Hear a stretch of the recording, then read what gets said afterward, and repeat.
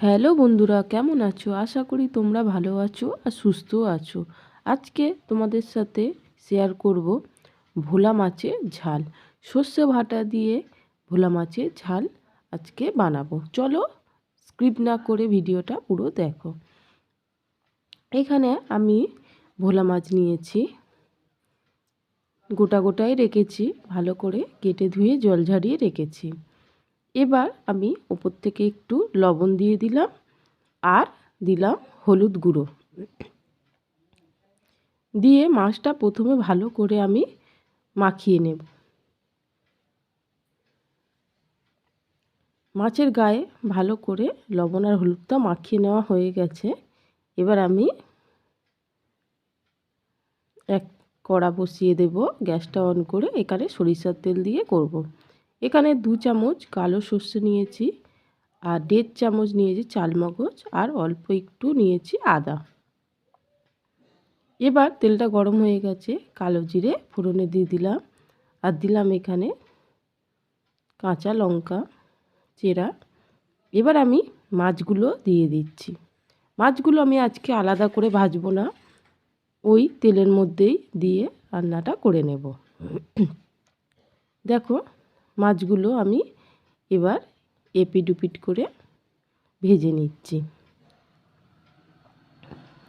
ভোলা মাছ এমনিতেই খুব নরম মাছ, একটু সাবধানে ভেজে নিতে হবে। এবার আমি যে মশলাটা বেটে রেখেছিলাম সর্ষে বাটা আর চালমগজ আর আদা দিয়ে, ওটা আমি দিয়ে দিলাম।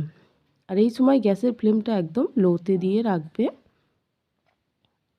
এবার আমি মশলাটা একটু তেলের মধ্যে একটু নাড়িয়ে চাড়িয়ে নিলাম।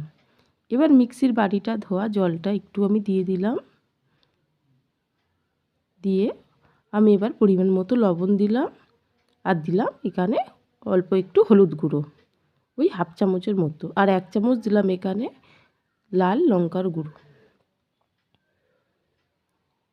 এবার আমি অল্প একটু চিনি দিলাম, দিয়ে এবার মশলাটা আমি একটু নেড়ে চেড়ে ভেজে নিচ্ছি।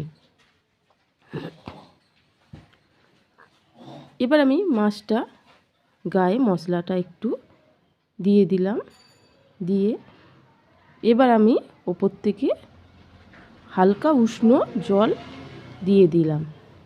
একদমই অল্প করেই দিয়েছি আমি। আর এই রেসিপিটি একটু গামাখাই হবে, গরম গরম ভাতের সাথে জাস্ট ফাটাফাটি লাগেই। এবার আমি ওপর থেকে একটু ফুটে এসেছে, ওপর থেকে একটু আমি কাঁচা সরিষার তেল দিলাম, দিয়ে এবার আমি একটু নেড়ে চেড়ে এবার নামিয়ে নেব। আশা করি আমার এই রেসিপিটি তোমাদের খুবই ভালো লেগেছে। ভালো লাগলে লাইক কমেন্ট শেয়ার করবে আর আমাদের চ্যানেলটিকে সাবস্ক্রাইব করে আমাদের চ্যানেলের পাশে থাকবে।